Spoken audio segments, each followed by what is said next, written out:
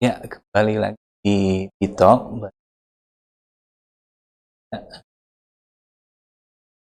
di sore ini. Yes, orang perempuan muda penuh prestasi dari Bumi Sanggam, Kabupaten Balangan. Oke, kebetulan ada yang mau bertanya kepada Nadia, saya bacakan, mungkin Nadia nanti bisa menjawab. Yang pertama dari Gaida, apa yang menjadi kendala tersulit selama Mbak menjadi ketua yayasan dan juga mengelola SD Alam Al-Tamar? Silakan dijawab. Kalau selama menjadi ketua yayasan, karena memang saat ini usia ulun masih sangat-sangat belia gitu ya, terlebih sebagai perempuan, dan di awal memang banyak sikap-sikap skeptis dari masyarakat terhadap amanah yang diemban sebagai ketua yayasan.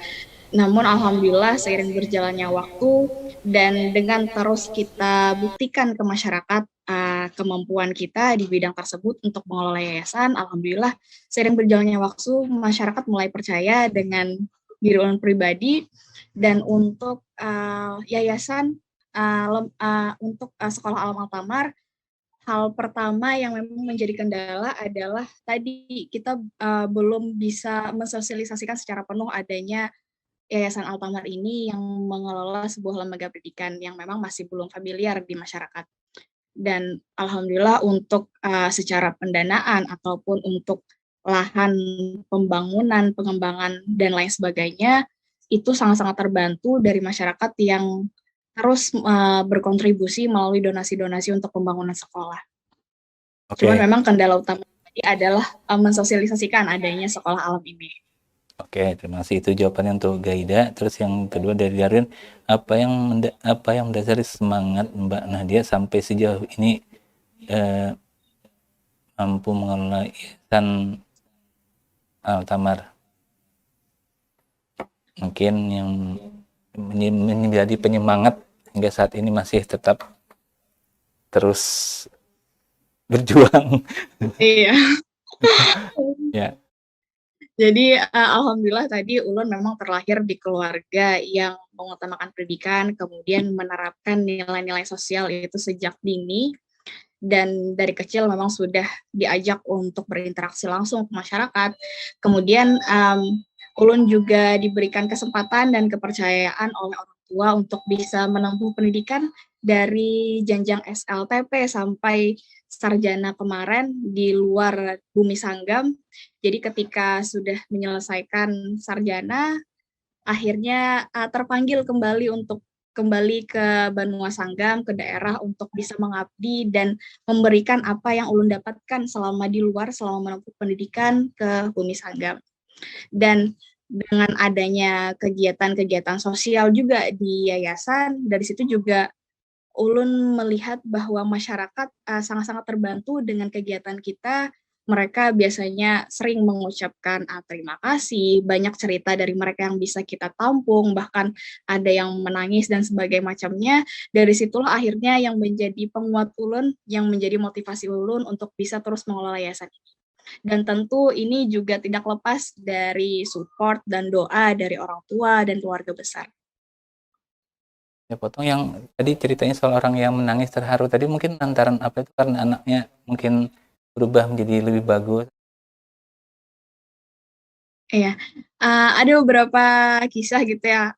Kalau dari segi sosial, mungkin ketika kita ke desa, kita memberikan sembako gitu ya ke para lansia, lansia duafa yang memang mereka hidup sebatang kara, biasanya mereka kadang suka nangis, cerita gitu. Ada juga ketika kemarin saat pembagian raport, kita juga melakukan um, penyampaian hasil belajar siswa ini ke orang tua dan ada beberapa orang tua yang memang terharu di sana ya karena perubahan dari anak ini. Salah satunya yang bikin mereka terharu itu adalah ketika anak ini rajin untuk sholat. Jadi mereka karena terbiasa di sekolah selalu sholat duha, zuhur, dan asar di awal waktu. Jadi ketika di rumah mereka juga terbawa kebiasaan tersebut. Dan bahkan mereka yang mengikatkan orang tuanya untuk sholat di awal waktu. Dan ini yang membuat orang tua terharu. Nah, sampai sejauh ini mungkin apakah pencapaian ini mungkin depannya? Untuk saat ini, Ulun sangat-sangat bersyukur dengan perkembangan yayasan yang bisa Ulun katakan cukup pesat gitu ya, karena dari 2018 sampai 2022 yang umur kita masih ya seumur jagung lah, belum ada apa-apanya dengan yayasan lain, tapi sudah bisa diterima baik oleh masyarakat Balangan dan tentu ini kami tidak hanya sampai sini saja karena masih mimpi-mimpi yang ingin kami capai lagi.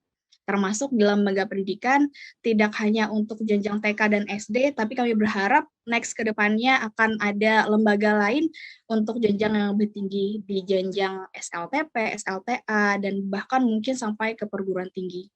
Selain di bidang pendidikan, kami juga bercita-cita untuk membangun sebuah lembaga kesehatan supaya masyarakat tidak hanya terbantu dengan adanya pendidikan, tapi mereka juga terbantu dengan lembaga pelayanan kesehatan yang mumpuni dan sangat bersahabat dengan masyarakat.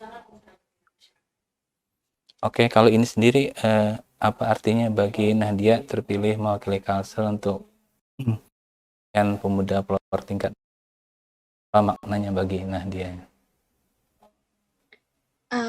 Ini adalah suatu mungkin amanah baru lagi kepada saya karena dengan adanya title seorang pemuda pelopor artinya Altamar ini tidak hanya untuk saya, untuk keluarga besar Altamar ataupun masyarakat Balangan, tetapi juga harus bisa menginspirasi lebih banyak lagi orang-orang di luar sana, di seluruh bumi Antasari, dan termasuk pemuda-pemuda lainnya.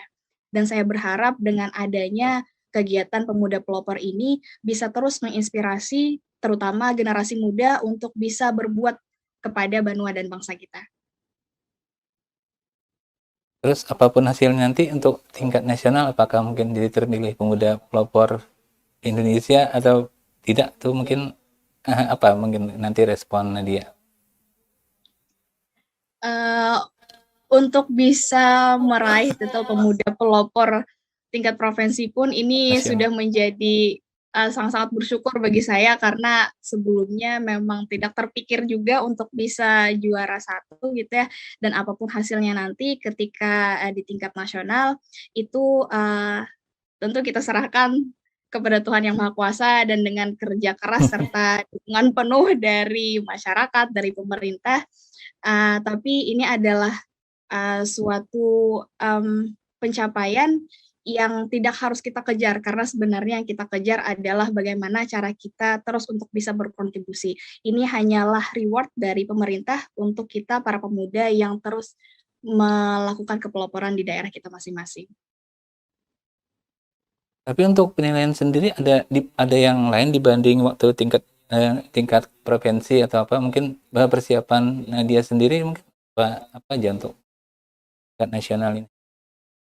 Kalau tingkat nasional tahapannya sama dengan di tingkat kabupaten dan tingkat provinsi. Jadi di minggu kemarin kita baru saja menyelesaikan proposal tentang kepeloporan ini dan mengirimkan video profil mengenai kegiatan kita di daerah. Dan ini nanti akan diseleksi kembali oleh Kemenpora setelah mereka rasa cocok dengan penilaian mereka, mereka akan datang langsung lagi ke sini melakukan observasi langsung. Setelah itu baru dipanggil untuk melakukan penjurian langsung juga. Itu yang untuk video tadi itu dibikin baru beda dengan waktu seleksi tingkat provinsi ya? Iya, jadi di tingkat provinsi kemarin ada beberapa saran juga dari pihak Dispora Provinsi dan para juri. Jadi saran-saran ini yang kembali kita ramu untuk bisa membuat sebuah video profil yang baru. Dengan harapan video profil ini bisa menggambarkan semua kegiatan kita dan bisa memberikan kepercayaan kepada pihak penilai agar bisa mengundang kita untuk mengikuti di seleksi nasional. Kalau pengumumannya sendiri kapan itu? Kalau untuk seleksi administrasi itu di akhir bulan ini, kemudian di bulan Juli dari pihak Kemenpora akan melakukan observasi di berbagai wilayah di Indonesia gitu ya selama 1 bulan di bulan Juli, kemudian di bulan September akan diumumkan siapa-siapa saja yang berhak untuk mengikuti penjurian langsung di tingkat nasional. Kemudian penjurian di tingkat nasionalnya dilakukan di bulan September. Sebelumnya apakah ada wakil Kalsel yang terpilih? Kalau yang ulun ketahui di tahun kemarin 2021 ada perwakilan dari Banjarmasin untuk bidang pangan. Beliau memperoleh juara 2. Kemudian ada juga di bidang sosial keagamaan. Kemudian di 2 tahun sebelumnya, di tahun 2020, itu ada juga yang juara 2 nasional di bidang pendidikan. Jadi kalau ini Jaya menjadi juara pertama bidang pendidikan, maka akan jadi satu-satunya di Kalsel ya yang pertama mencapai peringkat terbaik ya.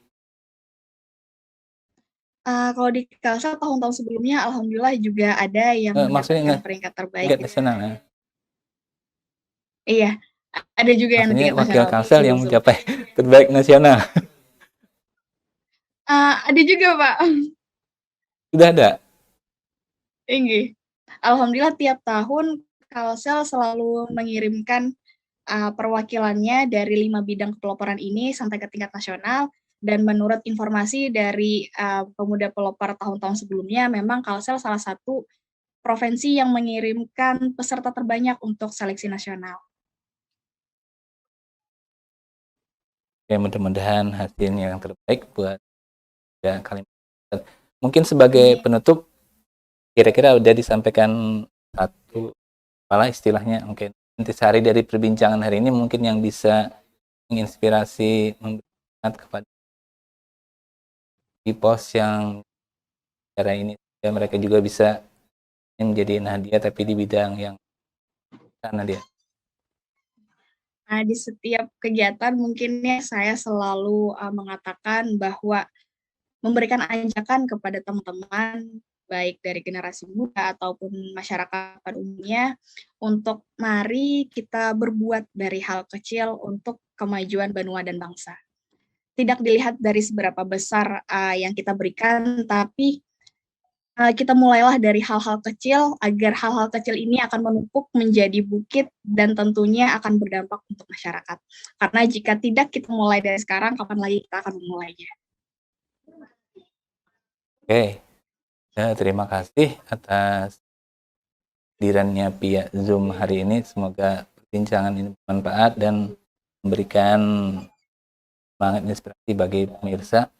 Mungkin kalau misalnya ada yang mungkin ingin kontak lebih jauh, mungkin dengan Nadia itu bisa menghubunginya ke mana? Email atau? Kalau untuk ulun pribadi bisa ke email di risalatunahdia@gmail.com atau melalui media sosial dari yayasan kami, ada media sosial Instagram dan Facebook di @yayasan Altamar. Dan semua kegiatan kami, termasuk kegiatan di bidang pendidikan, sosial, keagamaan, dan ekonomi, semuanya kami berikan transparansi melalui media sosial kami. Termasuk mengenai donasi keuangan yang dipercayakan masyarakat kepada kami juga melakukan transparansi melalui media sosial. Oke, Nadia, terima kasih banyak atas waktunya. Semoga makin semangat, terus bersemangat melakukan hal-hal positif lainnya. Semoga makin banyak dukungan dari sekitar. Ya, apa yang dicita-citakan Nadia dan rekan-rekan.